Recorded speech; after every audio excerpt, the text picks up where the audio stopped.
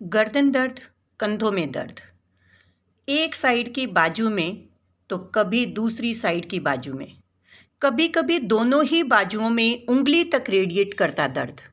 ये सब सिम्टम्स हैं लोअर सर्वाइकोजेनिक प्रॉब्लम के, जो कि सर्वाइकल स्पाइन में किसी कारण से, कोई नस दबने की वजह से या मसल वीक पड़ने की वजह से होते हैं।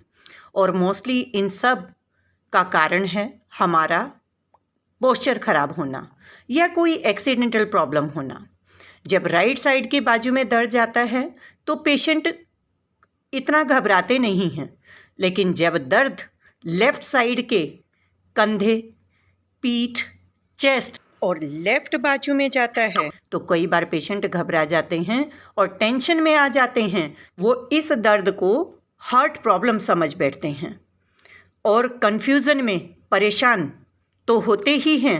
कभी कभी इधर उधर ऊल जलूल अपने आप बिना डॉक्टर की सलाह के क्लिनिकल टेस्टिंग में बहुत पैसा बर्बाद कर देते हैं। फ्रेंड्स, मैं फिजियोथेरेपिस्ट डॉक्टर हेमलता। नमस्कार। जून फिजियोथेरेपी चैनल में आपका स्वागत है। फ्रेंड्स, इस वीडियो के माध्यम से आप अपने इस कन्फ्यूज़न को दूर कर सकते हैं। यहाँ हम कुछ रिलायबल डिफरेंसेस बताएंगे जो शायद आपके कन्फ्यूज़न को दूर करने में मददगार साबित होंगे। नेक्स्ट वीडियो हम आपके लिए लेकर आएंगे एंजाइना पेन के बारे में। हालांकि एंजाइना पेन हम लास्ट वीडियोस में डिस्कस कर चुके हैं। एक मेजर हार्ट प्रॉब्लम से रिलेटेड एक वीडियो थी जो कि अभी लास्ट वीक ही हमने अपलोड की थी। उस वीडियो में आपने एंजाइना पेन के बारे में डिटेल में जाना होगा, और अगर आपने वो वीडियो नहीं देखी तो आप एंजाइना पेन के बारे में इस वीडियो के माध्यम से कन्फ्यूज़न को दूर कर सकते हैं। तो चलिए स्टार्ट करते हैं। फ्रेंड्स, आइए देखते हैं कि हम किस तरह से डिफरेंशिएट करें कि हमारा लेफ्ट साइड में जाता हुआ पेन, लेफ्ट साइड के बाजू में जाता हुआ पेन हमारा सर्वाइकल का पेन है, सर्वाइकोजेनिक पेन है, या फिर हार्ट से रिलेटेड पेन है। फ्रेंड्स, सर्वाइकल का पेन दोनों साइड हो सकता है, राइट साइड भी हो सकता है, लेफ्ट साइड भी हो सकता है, और एक ही टाइम में दोनों साइड भी हो सकता है। हार्ट का पेन लेफ्ट साइड में ही होगा, बट अगर आपका सर्वाइकल का पेन भी लेफ्ट साइड में है और आपका हार्ट वाला पेन तो होता ही लेफ्ट साइड में है, तो ये दोनों ही कंफ्यूज करने वाली बातें हैं। तो इनको हम कैसे डिफरेंशिएट करें? फ्रेंड्स, इसमें first and most important point है कि सर्वाइकल का पेन रेस्ट करने पर बढ़ता है, लेटने पर कई बार बढ़ता है, लेकिन हार्ट का पेन आपका चलने पर बढ़ेगा, लेटने पर घटेगा। जब आप रेस्ट में हैं, बैठे हैं या लेटे हुए हैं, तो आपका हार्ट का पेन इमीडिएटली डाउन हो जाएगा, कम हो जाएगा। लेकिन जैसे ही आप चलना शुरू करेंगे, आपका हार्ट का पेन बढ़ेगा।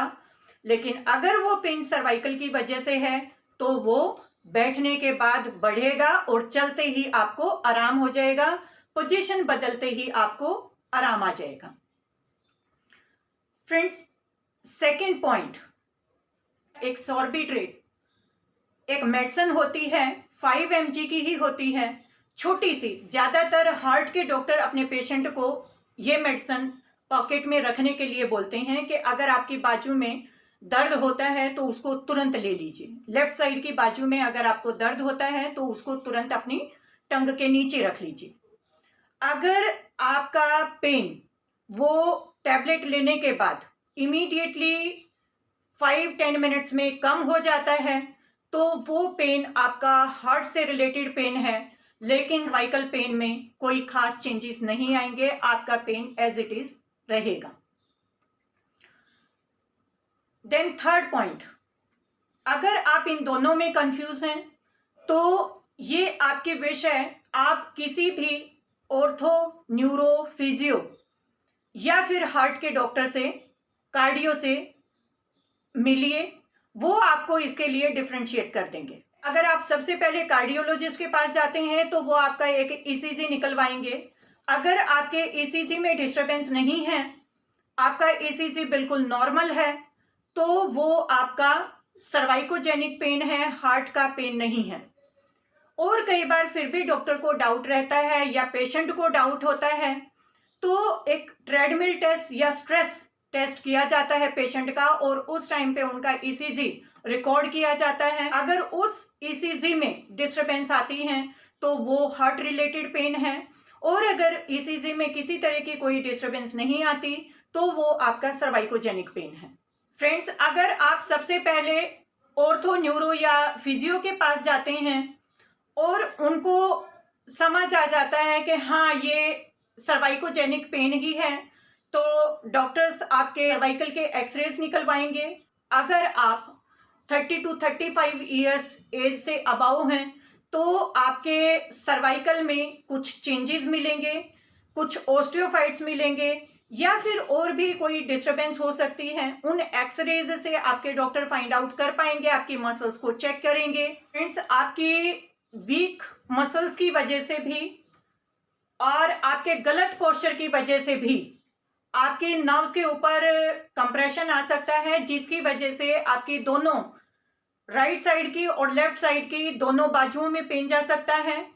लेकिन अगर आपका स्ट्रेस और पोस्चर खराब लेफ्ट साइड में है तो उसकी वजह से जहां भी नर्व कंप्रेशन जिस साइड में भी होगा उसी साइड की बाजू में आपका पेन जाएगा। और अगर आपका पेन सर्वाइकल डिस्क की डिजनरेशन की वजह से है या ऑस्टियोफाइट फॉर्मेशन की वजह से है, तो वो आपका एक्सरे में क्लियर हो जाएगा कि आपका पेन सर्वाइकल की वजह से ही है। फ्रेंड्स, नेक्स्ट डिफरेंस है कि सर्वाइकल पेन में बीपी में कभी भी बहुत ज़्यादा डिस्टरबेंस नहीं आती है। ये है कि पेन होने की वजह से, अनइजीनेस की वजह से कई बार थोड़ा बहुत कुछ पॉइंट्स बीपी के फ्लक्चुएट कर जाते हैं। बीपी के अंदर बहुत ज़्यादा वेरिएशन सर्वाइकल की वजह से नहीं आएंगी। हार्ट के पेन की वजह से स्वेटिंग आएगी, एकदम से पसीना आएगा और आपका बीपी बहुत हाई हो जाएगा, लेकिन ये सिम्टम्स सर्वाइकल पेन में जनरली देखने को नहीं मिलेंगे। फ्रेंड्स, ये थी कुछ बातें जो कि आपको लगभग क्लियर कर सकती हैं कि आपका पेन सर्वाइकोजेनिक पेन है या फिर आपका पेन हार्ट से रिलेटेड पेन है, इसलिए कंफ्यूज ना हो। और अगर आपको फिर भी थोड़ा सा डाउट लगता है तो आप अपने ऑर्थो, न्यूरो, फिजियो या कार्डियो, इनमें से आप किसी भी डॉक्टर से पहले मिलेंगे तो वो आपकी इन चीज़ों को, इन बातों को, आपकी प्रॉब्लम को क्लियर कर देंगे। फ्रेंड्स, कई बार कई पेशेंट के साथ देखा गया है कि हम इसको सर्वाइकल का पेन समझ लेते हैं और पेशेंट अपनी जान गंवा बैठते हैं। लेकिन अगर आपको थोड़ा सा भी डाउट हो तो प्लीज़ आप कार्डियोलॉजिस्ट से ज़रूर मिलिए। और फ्रेंड्स, अगर आपको ये डाउट है कि आपका पेन हार्ट का नहीं, आपका न्यूरल पेन आपके सर्वाइकल की वजह से है, तो आप फिजियो, ऑर्थो या न्यूरो में से किसी भी डॉक्टर से आप मिलिए, वो आपको क्लियर कर देंगे कि आपका पेन सर्वाइकल का पेन है। बाकी ये मेरे 4 से 5 पॉइंट्स काफ़ी क्लियर कर देंगे कि आपका पेन सर्वाइकोजेनिक पेन है कि हार्ट का पेन है। फ्रेंड्स, अगर आपको हमारी वीडियो पसंद आई तो प्लीज़ हमारी वीडियोस को लाइक करें और हमारी वीडियोस आप तक सबसे पहले पहुंचें, उसके लिए आप हमारे चैनल को सब्सक्राइब करें और बेल नोटिफिकेशन दबाना ना भूलें। फ्रेंड्स, अपनी सोसाइटी में हमारी वीडियोस स्प्रेड करने के लिए प्लीज़ शेयर ज़रूर करें।